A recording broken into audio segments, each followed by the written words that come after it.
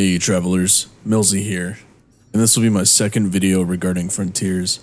Earlier this morning I dropped a video from when I initially woke up at 4 AM, and the only information we had was essentially opening the game and looking at the patch notes within the main menu, and getting my reaction to cities actually being in the game. Now technically they're not called cities, they're called large settlements or towns, but hey, they're awesome nonetheless. In this video we'll discuss everything that was added into the game.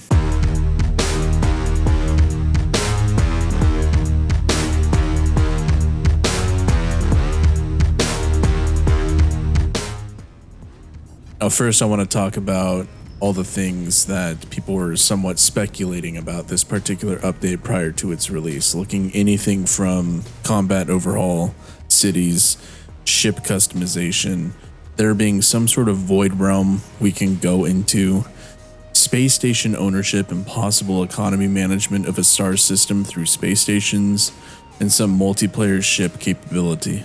I know I have a discussion video with some wish listing on what Frontiers would add, and some of the things I brought up was not only space station and economy management as a likely candidate through the terminal in the back of the space stations, but I brought up cities as one of them as well.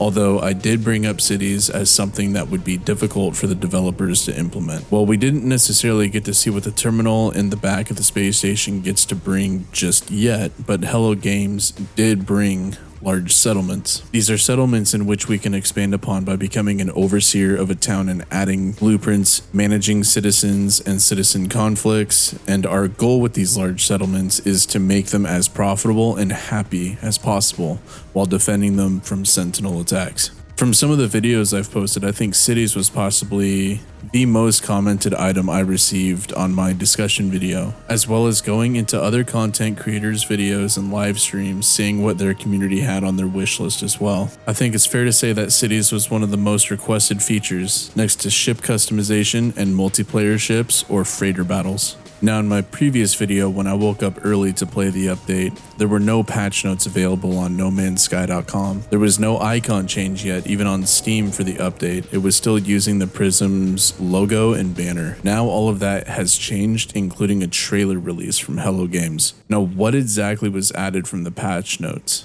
No Man's Sky Frontiers brings a vast array of new features. For full details, please see www.nomansky.com. Alien settlements can now be encountered on all inhabited planets. Become an overseer of a settlement to grow up from a tiny village into a flourishing town.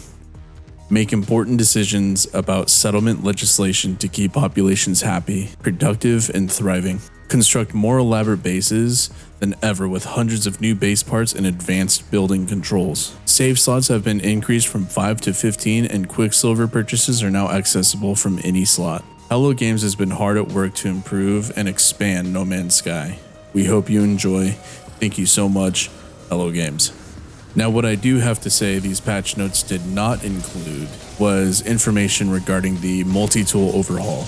Basically, it got some visual effects alongside with destroying asteroids, exocraft crashes, terrain editing, and even enemy explosions. There were also some minor visual changes that took place in the environmental effects.